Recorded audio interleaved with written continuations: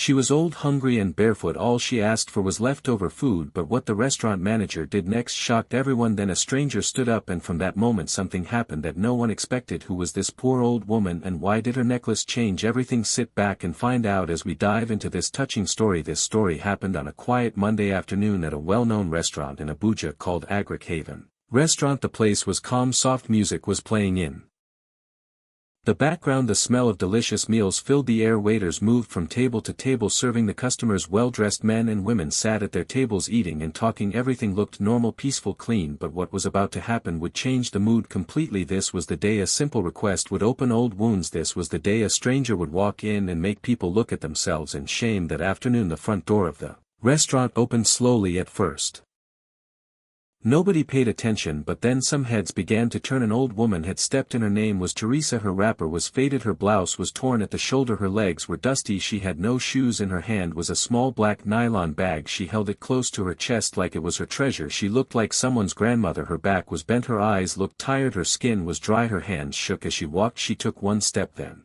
another, then stopped for a moment to rest. A waiter standing near the counter whispered to another, "Who allowed this woman in here?" "I don't know," the second waiter said. "Maybe she came to beg." Teresa moved again slowly. Quietly she walked towards the counter, not looking at anyone. A woman sitting at a corner table raised her eyebrows. "What is this?" she whispered to her husband. "How could these people allow this old woman into this restaurant?" Teresa didn't stop. She kept moving until she reached the front desk. She stood in front of the tall man behind the counter. His name was Mr. Apollo, the restaurant manager. He was wearing a clean white shirt and blue trousers. His hands were folded. His face was serious. Teresa looked up at him and spoke in a soft voice. "Please sir, I'm sorry for disturbing. I've not eaten since yesterday. I'm not asking for much. If you have anything left over, I'll be grateful." There was silence. A customer near the counter turned around to look. A young man laughed quietly. Someone else raised their phone to record. Teresa kept standing there. She didn't blink, she didn't cry. All she had left was her dignity and her hope. But what happened next was something she did not expect. Apollo, the restaurant manager, looked at the old woman from head to toe. He didn't smile, he didn't ask her to sit, he didn't even ask her name. Instead he laughed. It was not a kind laugh, it was dry, sharp and full of pride. He leaned forward and said loudly, "Old woman, did you lose your way? This is a restaurant, not a dustbin." Teresa stood still, her lips parted, but no words came out. Apollo looked around, wanting people to hear him. He raised his voice again. "We don't give food to people like you. Go and beg outside." A waiter nearby covered his mouth, trying not to laugh. Another one whispered. Teresa opened her mouth slowly and said, "I didn't come to cause trouble. I was just hoping for anything left over, even if it's just bones." Apollo waved his hand like he was chasing a fly. "Go away, mama, before you scare off my customers." Teresa looked at the floor. Her legs were weak, her stomach turned, but she did not move. One by one people inside the restaurant began to notice. A young couple in the corner stopped eating. A woman feeding her baby paused and looked up. There was silence for a moment. Then from a table near the kitchen a young man laughed. "This old woman came here to beg food from Haven." Some laughed, some didn't. One woman looked at Teresa with pity. She touched her chest and whispered to her husband, "But she's old and hungry. Look at her legs." But Apollo didn't stop. He said again, "Mama, this is not a charity house. You don't belong here. Please leave now." Teresa didn't speak. She didn't argue. Her eyes stayed on the ground. Her hands held her nylon bag tightly. Her heart was heavy, but her feet refused to move. In the far corner of the restaurant a woman was sitting alone. She wore a clean gold dress that looked expensive. Her brown heels were shiny. Her fingernails were painted light pink. She had a calm face and sharp eyes. Her name was Jasmine. She had just returned from a foreign country where she worked as a medical doctor. This was her first week back in Nigeria. She came home on a one-month leave to rest, visit family and enjoy some quiet. She had only come to Haven restaurant to eat a simple lunch, but now her food was untouched. Her eyes were locked on the old woman standing at the counter. She had seen the whole thing. She saw when Teresa walked in. She saw how Apollo laughed. She saw the way people looked at the old woman like she was nothing. Jasmine's chest became heavy. She couldn't explain it, but something about Teresa made her feel strange. Her voice, her slow steps, her soft eyes, something felt familiar. Jasmine leaned forward in her seat. Her eyes moved slowly across Teresa's face, then to her hands, and then something caught her attention. The necklace. It was old, very old. The chain was thin. The round pendant looked dull, almost black, but Jasmine knew that necklace. She had seen it before. She looked closer. She opened her bag, brought out her phone and zoomed in quietly. Yes, it was the same necklace her best friend in school used to Where her best friend's name was Rosalind, they were close like sisters, they ate together, studied together, even cried together in their high school days. Her hands began to shake slightly. She whispered to herself, wait, how is this old woman wearing Rosalind's necklace? She placed the phone on the table and stared again. Could this woman be related to Rosalind? Could she be the woman I've been looking for? Her chest was now full of questions, but one thing was clear, Jasmine could no longer sit and watch. Her heart was heavy, her hands were tight around her purse. She stood up quietly, pushed her chair back and began to walk toward the counter. The sound of her heels made a few people turn. Teresa was still standing there, silent and tired, holding her black nylon bag like it was her only protection. Apollo stood with his arms crossed, looking pleased with himself, but his smile disappeared the moment he saw Jasmine standing beside the old woman. Jasmine faced him calmly, but her voice was clear. Did I just hear you insult this woman for being hungry? Apollo blinked, then he frowned. Madam, please don't bring drama here. This woman came to beg. This is not a charity home. Jasmine's eyes sharpened. And because of that you think it's okay to speak to her like she's trash? She turned slowly and looked at the people in the restaurant. Some looked down, some pretended to keep eating, but others were watching. Jasmine raised her voice a little. Is this how we treat our elders now? Is this who we have become? Apollo tried to speak again, but Jasmine didn't let him. If this woman was your mother, would you want her to be insulted like this? There was a pause in the room. Then from one table a young woman whispered loudly, this is too much. That old woman could be any of our mothers. An older man in a white CF-10 nodded slowly and said, it's true, we have lost respect. Apollo looked around, feeling the heat. The loud laughers became quiet, the proud faces became soft, and Apollo had nothing else to say. Jasmine turned her full attention to Teresa. Her eyes were soft now, her voice gentle. She spoke slowly so everyone could hear. This woman is not a beggar. She is someone's mother, someone's wife, someone who once gave everything she had. The room was quiet. Teresa looked up at Jasmine, her eyes blinking slowly, unsure of what was happening. Apollo rolled his eyes and spoke again, madam, please don't bring trouble to my workplace. We're running a business here. Jasmine didn't even look at him. Her voice stayed calm, but it was strong. Keep talking, Mr. Manager. I know the owner of this restaurant personally. She paused, then added with firmness, one more word from you and I promise you'll be looking for another job by tomorrow morning. Apollo went quiet. He looked around the room. Too many people were watching now. Too many phones were out filming. Jasmine bent down gently. She touched Teresa's hand, holding it with care. Mama, she said softly, you'll eat with me today. Let's go and sit down. Teresa looked at her again. Her lips trembled, but she didn't speak. Jasmine held her hand tighter and gave a small smile. Come, you're not alone anymore. And with that they began to walk together towards an empty table at the side, but Jasmine's eyes were still watching something else, something around Teresa's neck, a necklace that was about to open a door to the past. The restaurant had gone quiet. No more laughing, no more whispers, only the soft sound of plates and distant music. Jasmine led Teresa to a table by the window where they were now seated. A waiter, looking nervous, came over with a tray. She placed a plate of fried rice, chicken, coleslaw and plantain in front of Teresa. A cold bottle of water sat beside it. Teresa stared at the food. Her hands shook slightly, her eyes were wide. Is this for me? She asked in a soft voice. Jasmine smiled and nodded. Yes, Mama, eat slowly, you're safe. Now Teresa picked up the spoon with shaky fingers. She took a small bite, then another. Suddenly tears rolled down her face, not loud tears, just quiet drops. She placed the spoon down and looked at Jasmine. You are a good woman, my daughter, she said with a weak smile. God will bless you. I was very hungry. Jasmine reached across the table and gently held her hand. You don't need to thank me, Mama, she replied. You've been through enough. As Teresa continued eating, Jasmine's eyes returned to the old necklace around her neck. She leaned in a little and spoke carefully. Mama, I don't mean to disturb you, but this necklace you're wearing, where did you get it? I once knew someone who wore that same necklace long ago. Teresa paused. Her spoon stayed in her hand, but she wasn't eating anymore. A memory had started knocking, and something about that necklace was about to open a door that had been closed for years. Teresa held the spoon in her hand, but she was no longer eating. Her eyes had fallen on the necklace hanging around her neck. She touched it gently, slowly, like it was the only thing she had left from her past. Her voice was quiet. It was my daughter's, she said. Her name was Rosalind. She gave it to me before she passed. Jasmine leaned forward. Her voice became serious but soft. Rosalind, what was her surname? Teresa looked up, her lips shaking. Massimo, she said. Rosalind. Massimo, my only child, my only joy. A sickness took her away from me. Jasmine suddenly froze. She reached into her bag quickly. Her fingers searched through papers. She brought out an old photo. The edges were torn and the colors had faded, but the faces in it were clear. She held the photo with both hands and looked at Teresa. Mama, please look at this picture. she said, her voice breaking a little. Teresa took the photo slowly. She stared at it, her eyes locked onto the young woman in the picture, smiling, full of life, wearing the same necklace she now wore. Her hands began to shake, her lips opened, but no words came out at first.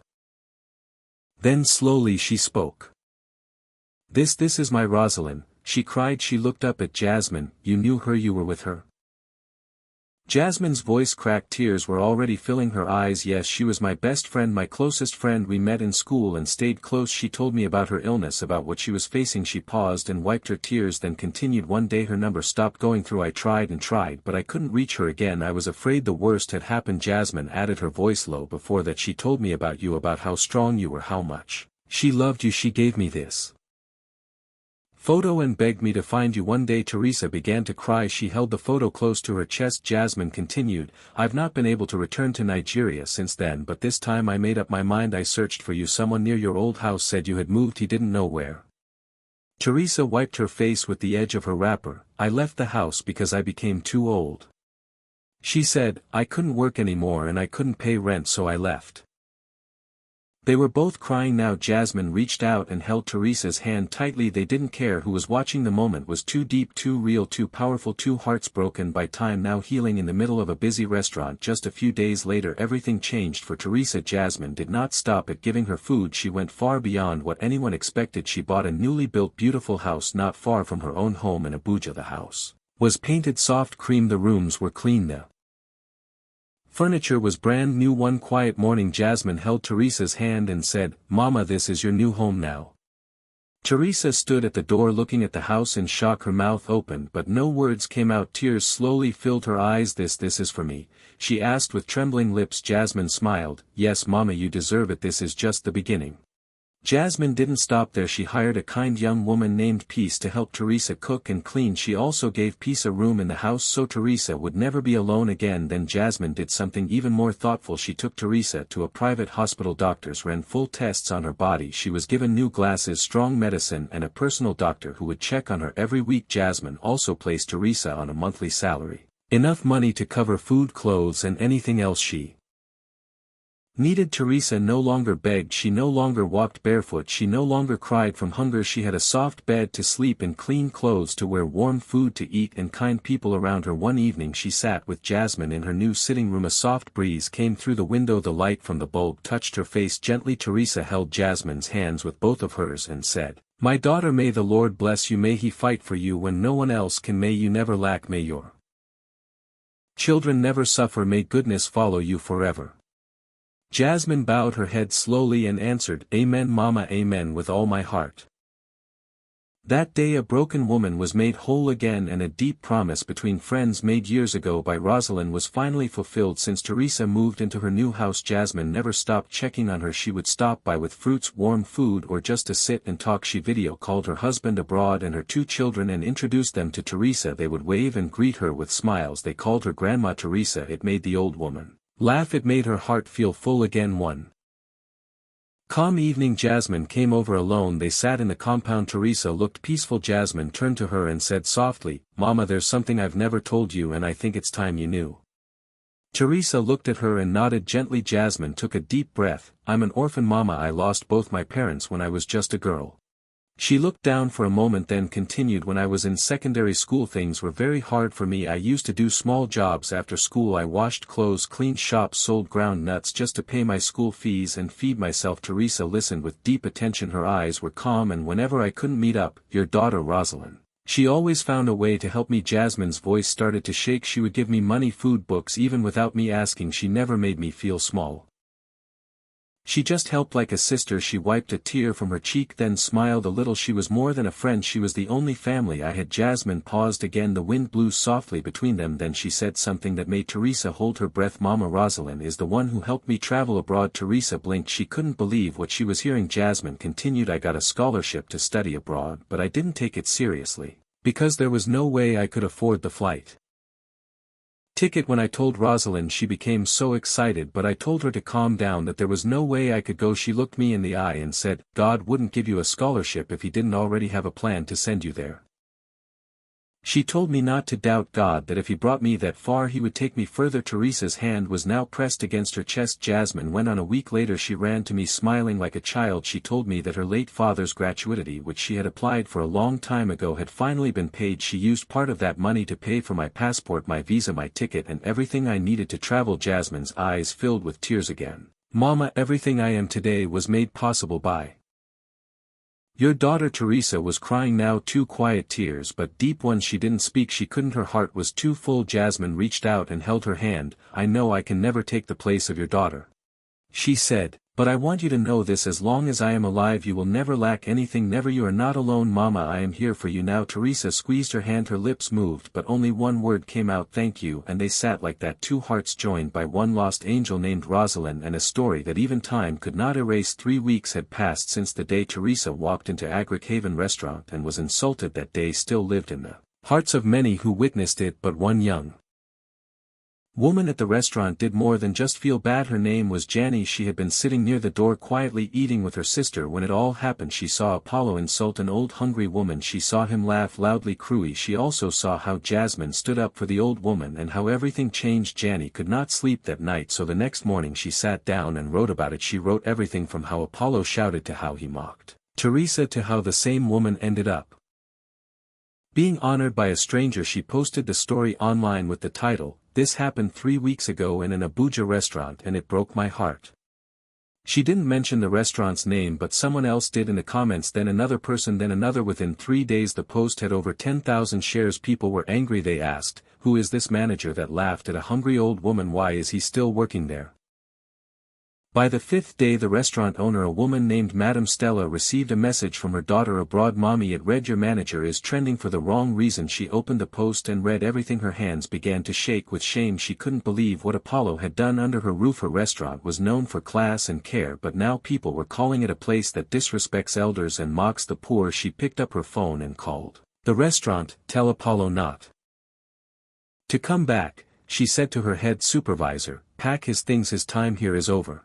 The next day Apollo came to work in his usual proud walk, but this time his name tag was no longer on the counter. His locker was empty and a white envelope with his name sat quietly on the desk. Inside it was a simple note: you no longer work here, management. He stood still for a while, silent, shocked, but no one pied him because the world had already seen what he did and now he had to face it. Life can change in just one moment, for good or for bad. Teresa entered that restaurant with an empty stomach and no one to help her, but she left with a full heart and a new family. Let this story remind us all: never look down on anyone because of their condition. You don't know their story, you don't know what they once had, and you don't know what God is about to do in their life today. That old woman who was laughed at is now living in peace, joy, and comfort, and the man who mocked her, he lost his job because of one act of pride and wickedness. What lesson did you learn from this story? Please drop your thoughts in the comments section below. I would love to read from you. Another powerful and emotional story is coming your way in a few days, so don't forget to subscribe to this channel and turn on your notification bell so you'll be the first to watch it the moment it drops. If you enjoyed this story, please hit the like button and share it with your friends and loved ones. Thank you so much for watching. God bless you always.